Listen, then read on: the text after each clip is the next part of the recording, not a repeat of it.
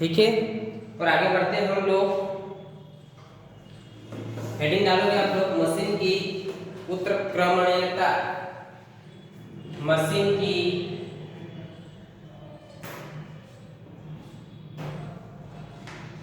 उत्क्रमणीयता। ठीक है, इसको हम लोग कहते हैं reversibility of machine. Reversibility of machine. क्या होती है हमारी मशीन की उत्क्रमणीयता या रिवर्सिबिलिटी ऑफ मशीन? जो मशीन आयास को उठाते हैं,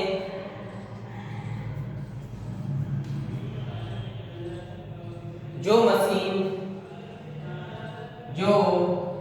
मशीन आयास यानी इफोर्ट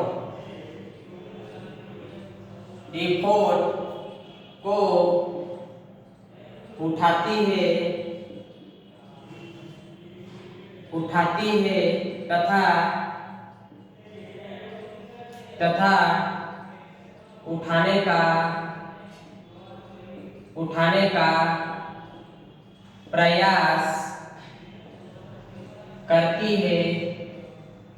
तथा उठाने का प्रयास करती है तो इसके विपरीत दिशा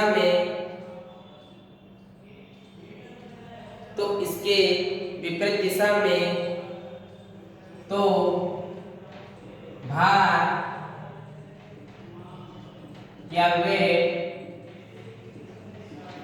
इसके विपरीत दिशा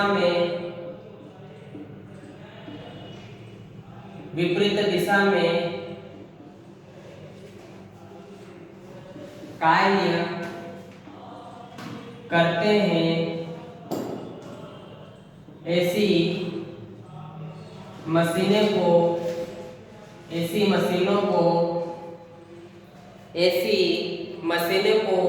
परिवर्ती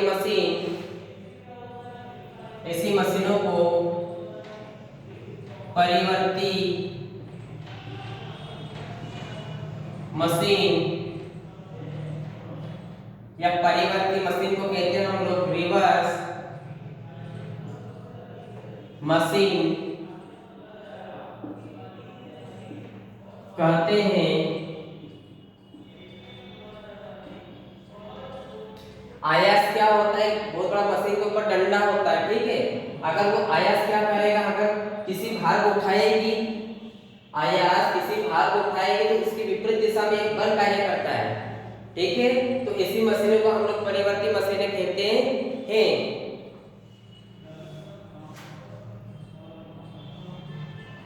तथा इस क्रिया को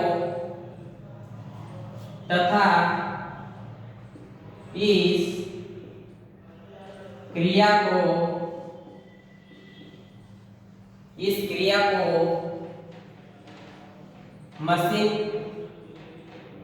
की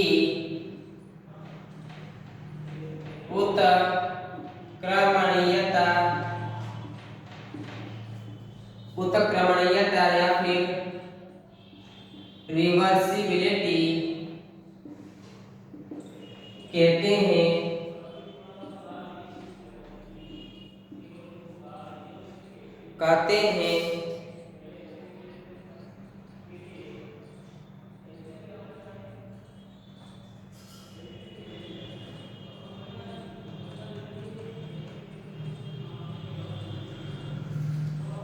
एक परिवर्ती मशीन के लिए एक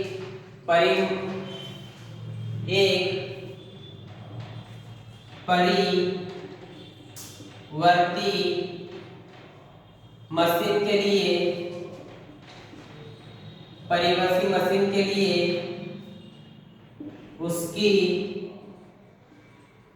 दक्षता या इसको कहेंगे हम लोग इफिशिएंसी 50% से 50% से अधिक होती है। प्रश्न क्या बनेगा हमारा कि मशीन की उत्क्रमणीयता या फिर रिवर्सिबिलिटी ऑफ मशीन किसे कहते हैं। तो जो मशीन हमारे आयाम के द्वारा अगर किसी भार को उठा रही है तो बल हमेशा उसके विपरीत दिशा में लगता है, तो ऐसी मशीन को कहते हैं परिवर्ती। परिवर्ती का मतलब होता है एक दूसरे के विपरीत, ठीक है। और इसकी दक्षता होती है ना, इसकी दक्षता 50% से ज्यादा होती है, ठीक है।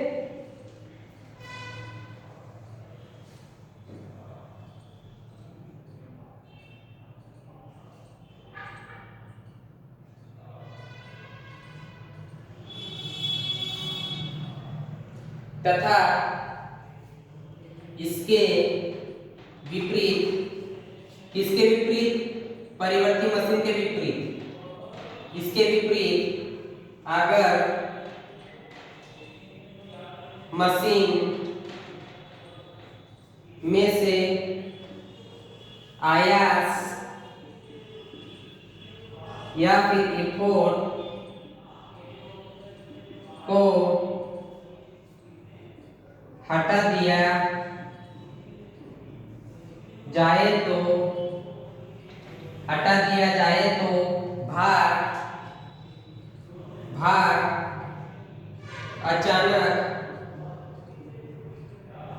अचानक नीचे की ओर गिरने लगता है। तो ऐसी मशीन को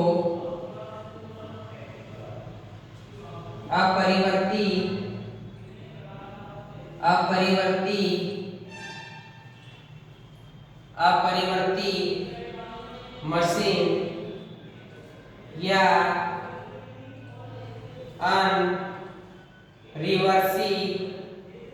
अनरिवर्स मशीन कहते हैं। यह हमारी परिभाषा हो गई मशीन की उत्क्रमणीयता की परिभाषा। या इसमें दो प्रकार के पढ़ेंगे हम लोग सर। एक तो इसमें होती है परिवर्ती मशीन किसे कहते हैं, उसमें आयास के द्वारा हम लोग भार को उठा रहे हैं। दूसरी बात सर अपरिवर्ती मशीन किसे कहते हैं हम लोग कि आयास को हटा दिया और भार एकदम से नीचे गिर जाएगा हमारा। जैसे उदाहरण के तौर पे अगर एक रस्सी हमारी, उस रस्सी से हम लोग किसी गट्टे को ऊपर उठा रहे हैं तो बेटा वो तो हो जाएगा हमारा परिवर्ती मशीन। लेकिन जैसे ही मेरे आकर रस्सी टूट गई तो भार मेरा एकदम से नीचे गिरने लग जाएगा। तो ऐसी मशीनों को हम लोग कहेंगे अपरिवर्ती मशीन। तो ऐसी मशीन को हम लोग अपरिवर्ती मशीन कहते हैं।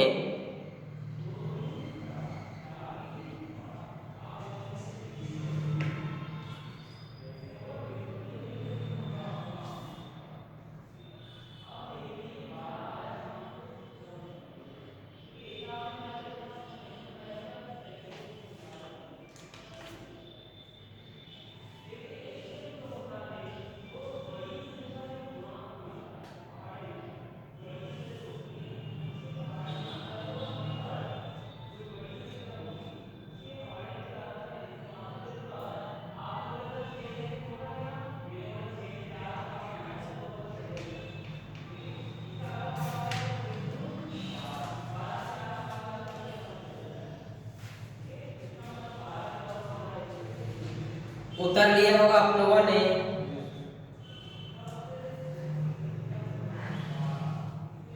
क्यों?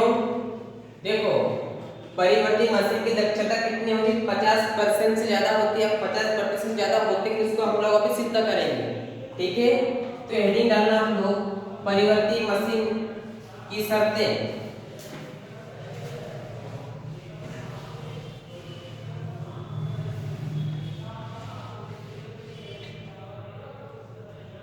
हेडिंग डालोगे आप लोग परिवर्ती मशीन की शर्तें।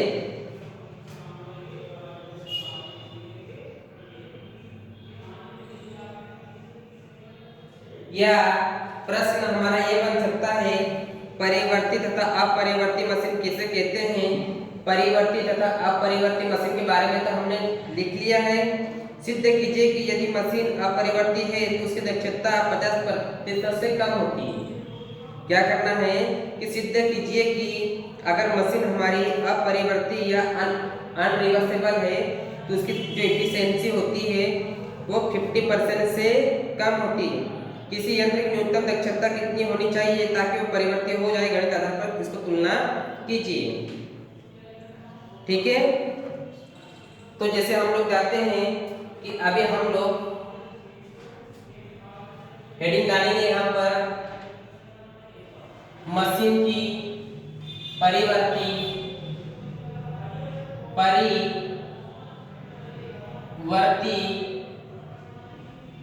मशीन के लिए दक्षता, या इसको कहते हैं हम लोग रिवर्स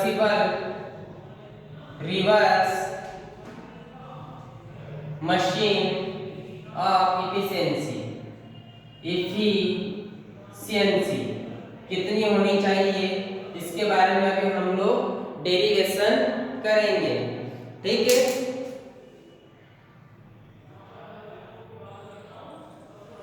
सबसे पहले हम जानते हैं sir W P Y X। W को हम लोग कहते हैं उठाया गया भार, उठाया गया भार। P को कहते हैं आयाम का भार,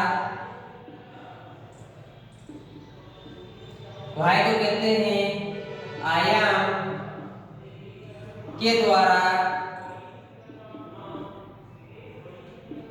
चली गई दूरी, और X को कहते हैं हम लोग भार के द्वारा तय की गई दूरी। एक बात आप लोग ध्यान देना, W क्या होता है, P क्या होता है, Y क्या होता है और X क्या होता है, इसके बारे में आप लोगों को पहले डिटेल बता चुका हूं मैं। ठीक है, तो हम लोग जानते हैं यहाँ पर कि क्या जानते हैं सर कि मशीन का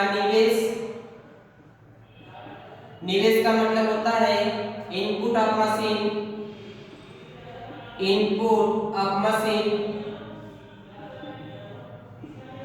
सर मशीन का निवेश कितना होता है हमारे पास, तो बराबर लिख सकते हो सर, ये होता है मशीन का निवेश P इंटू हाई, यही होता हमारा इनपुट ऑफ मशीन।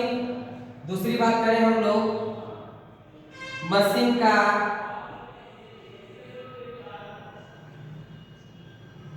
निर्गत, इसको कहते हैं आउटपुट ऑफ मशीन। जो आउटपुट ऑफ मशीन होती है, आउटपुट ऑफ मशीन वो कितनी होती है हमारे पास,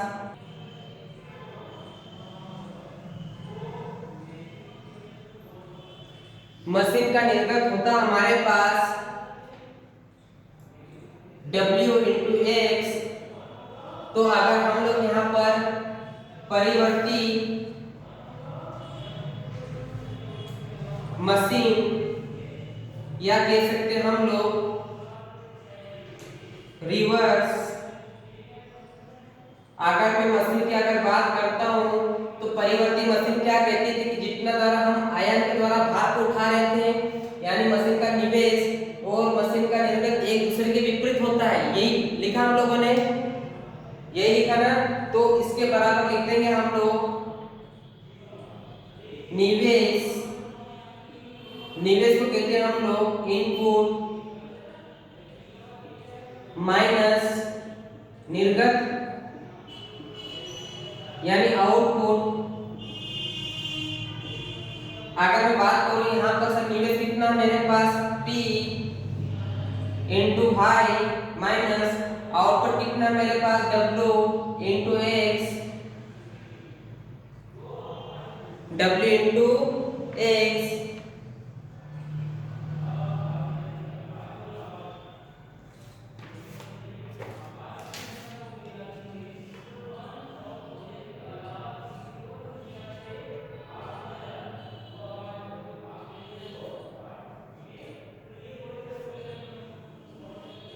यदि P का मान शून्य हो यानी 0 हो तो हम लोग क्या करेंगे, P का मान 0 कब होगा कि मशीन का निवेश मेरा 0 हो गया, तो उस कंडीशन में क्या होगा मेरे पास W इंटू एक्स हमेशा बड़ा होगा किससे, P into Y minus W into X. क्यों, क्योंकि ये तो वैसे के वैसे ही है तो ये मेरा बड़ा हो जाएगा यहाँ पर। अगर मैं बात करूं सर W इंटू एक्स, ये इधर किसका है, प्लस का है, इधर किसका है मेरे पास प्लस का है, तो सर इधर जाने पर किसका हो जाएगा, ये माइनस का हो जाएगा। किसका हो जाएगा हमारा, ये माइनस का हो जाएगा। तो हम लोग उसको डायरेक्ट नहीं लिखते सर, एक W ये हो गया, दूसरा W मेरा ये हो गया, तो यहाँ पर मैं 2W इंटू एक्स लिख सकता हूँ। सर 2W इंटू एक्स का मतलब होता है 2 एक शब्द तो है मेरा यहाँ पर, ठीक है, या इसको ऐसा लिख लो, देखो सर W इंटू एक्स है प्लस W इंटू एक्स है, और ये हमेशा बड़ा किससे रहेगा, P इंटू वाई से। सर एक W 2W, कितने 2W हो गए सर, एक एक्स 2 एक्स, एक एक्स और 2 एक्स, कितने हो गए 2 एक्स हो गए। तो मैं क्या करता हूँ इसको डायरेक्ट ले सकता हूँ सर, 2W इंटू एक्स लिख दिया, कोई दिक्कत है नहीं, और P इंटू वाई लिख दिया। मैंने क्या करा सर, W इंटू एक्स बटा ये P इंटू वाई इसको नीचे ले आया यहाँ पर, वो ये 2 है ना मेरे, इसके बट्टे में चले जाएगा, तो सर ऊपर तो मेरा 1 बचेगा यहाँ पर, बचेगा ना ये। अब इसको देखो, अब इसको हम लोग क्या कर रहे हैं, उल्टा कर रहे हैं। उल्टा कैसे कर रहे हैं कि सर P इंटू वाई को ऊपर ले गया और W इंटू एक्स को नीचे ले गया मैं, तो सर P अपन में यस को मशीन की, यांत्रिक मशीन का फार्मूला क्या होता है, यांत्रिक लाभ किसे कहते हैं हम लोग, जल्दी बताओ, यांत्रिक लाभ किसे कहते हैं सर, W अपन P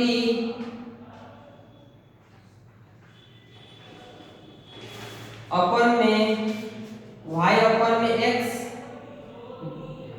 इसको ही बोलते हैं ना हम लोग ऐसे सर 1/2। तो सर ये तो हो गया मेरे पास क्या, मैकेनिकल एडवांटेज, और नीचे क्या हो गया मेरे पास वेगानुपात। अरे वेगानुपात हुआ कि नहीं हुआ सर, ये क्या हो गया मेरे पास, इसको भी कह दिया मैंने मैकेनिकल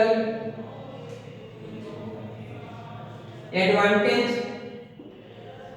और ये हो गया मेरे पास क्या, वेलोसिटी रेशियो, वेलोसिटी रेशियो कह सकते हैं हम लोग सर। तो ये तो हो गया मेरे पास मैकेनिकल एडवांटेज, अपन में वेलोसिटी रेशियो हमेशा बड़ा होगा 1/2 से, 1/2 से। और बेटा वहीं पर अगर मैं बात करूं मैकेनिकल एडवांटेज बचा, वेलोसिटी रेशियो हमेशा दक्षता के बराबर होता है। परसों वाला लेक्चर जब देखेंगे हम लोग, यानी देखो दक्षता या एफिशिएंसी का मैंने इसको प्रूव करवाया था, ठीक है, इसको मैंने यहाँ पर प्रूव करवाया था कि MA अपन में VR नहीं, फार्मूला दिख रहा है आप लोगों को, बोले कि हमारा सब दिख रहा है, जो ये इतना फार्मूला होता मेरे पास सर, ये फार्मूला होता मेरे पास एफिशिएंसी का, दक्षता का फार्मूला होता है। तो सर इसको मैं ऐसे भी लिख सकता हूँ, एफिशिएंसी हमेशा बड़ी होगी किससे, 1/2 से। सर 1/2 का मतलब और हमेशा बेटा ये होती प्रतिशत में, ये किसमें होती मेरी प्रतिशत में। अगर इतना लिख लिया होगा तो इसको आगे बढ़ते हैं हम लोग। देखो इसको मैं यहीं से आगे बढ़ा रहा हूँ यहाँ पर सर, n बराबर, सर अगर प्रतिशत को हटा दिया तो यहाँ पर 100 लिखना पड़ेगा मेरे को, 1/2 इंटू 100। सर 2 के फाड़े से 50 बार गया कि नहीं गया, गया। तो बेटा बोल सकते हैं हम लोग कि n हमेशा बड़ा होगा किससे 50 से। तो और बेटा यही हमको प्रूफ करना था यहाँ पर और यही हम लोगों को सिद्ध करना था। क्यों? क्योंकि परिवर्ती मशीन के बारे में हमने लिखा था वहां पर कि इसकी दक्षता 50% से ज्यादा होती है। बेटा इसको प्रूव करते हैं, इसकी दक्षता कितनी होती है? 50% से ज्यादा होती है। ठीक है।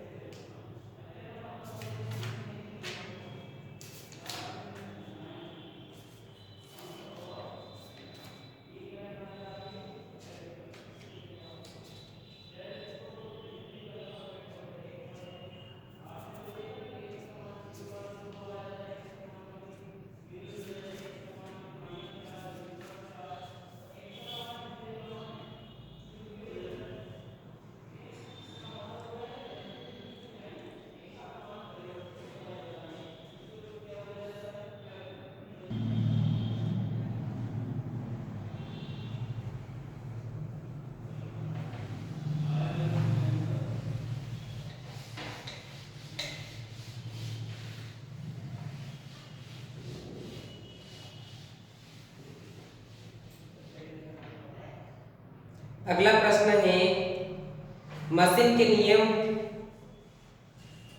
अब यदि डालोगे आप लोग मशीन के नियम, नियम या इसको कहते हैं हम लोग law of machine, law of machine. क्या होती है मशीन के नियम या लॉ ऑफ मशीन?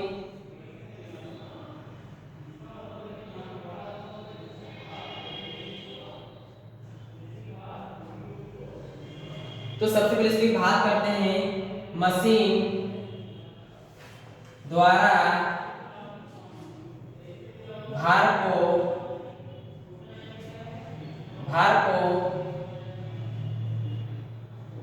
आयाम के द्वारा उठाया गया, मशीन के द्वारा भार को आयाम के द्वारा उठाया गया तथा उठाए गए भार के बीच तथा उठाए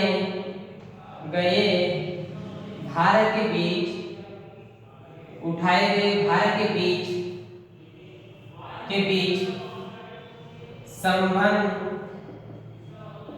संबंध का मतलब होता है रिलेशन मशीन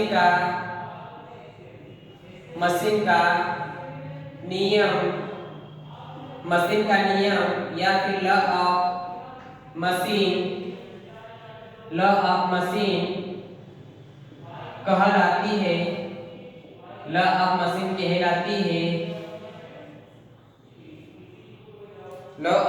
कहलाती है।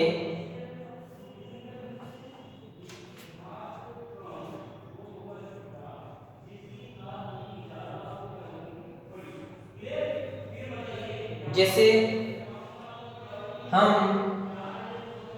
जानते हैं कि रेखीय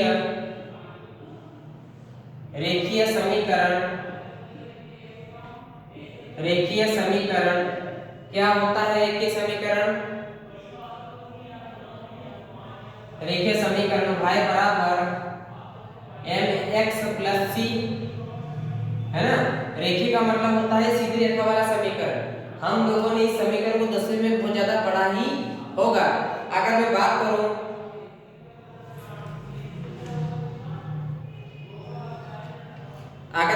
इसके रेखीय समीकरण की,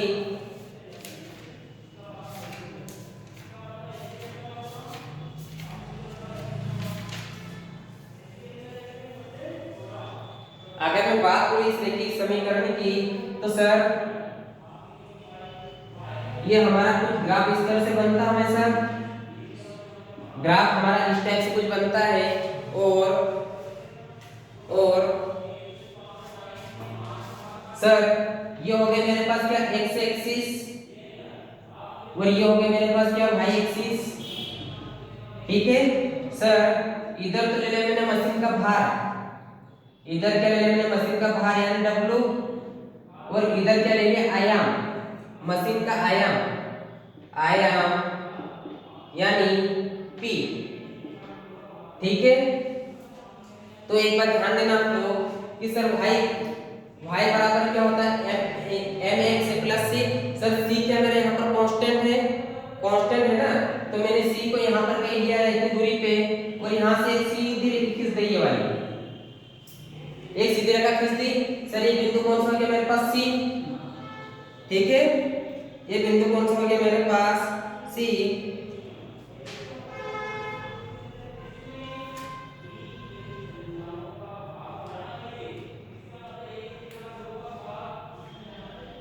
ठीक है, तो अगर वो ग्राफ पूछता है हम लोगों को कि मशीन के नियम का ग्राफ कैसा बनता है, या फिर प्रश्न ये भी बन सकता है कि भार और आयाम के बीच में संबंध बताइए, तो बेटा हम लोग को ये ग्राफ खींचना है यहाँ पर।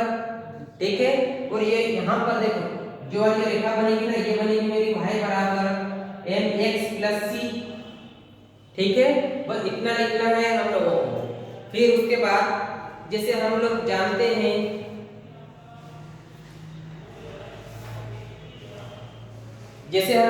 इसमें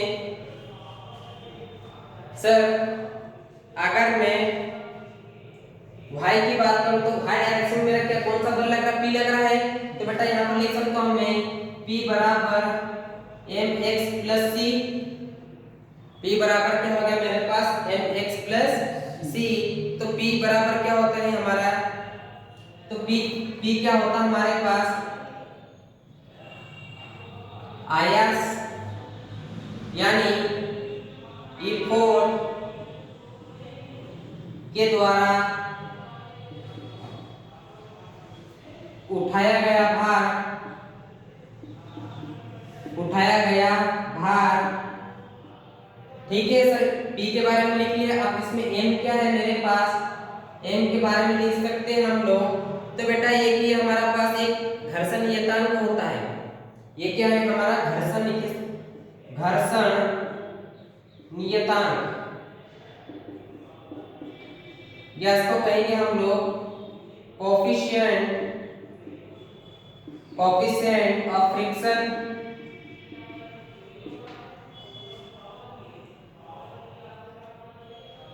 सर इसमें W क्या है हमारे पास, उठाया गया भार।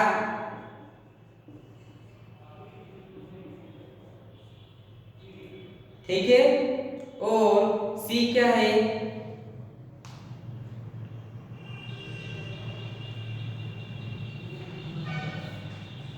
दूसरा घर्षण गुणांक। आप देखो अगर कोई भी मशीन अगर किसी वजन को उठाएगी तो उसके ऊपर भी कुछ ना कुछ घर्षण बल तो लगेगा हमारा, क्योंकि ये तो पुराना वाला घर्षण जो मशीन के अंदर डेवलप हो रहा था, ये वाला M वाला घर्षण है। तो सर C के दूसरा घर्षण जो भार उठाते हैं हम लोग वो वाला दूसरा घर्षण, या इसको ले सकते हैं हम लोग सेकंड कोफिशिएंट ऑफ फ्रिक्शन। ठीक है, तो बेटा अगर मशीन का नियम पूछते हैं तो इतना हम लोगों को करना है।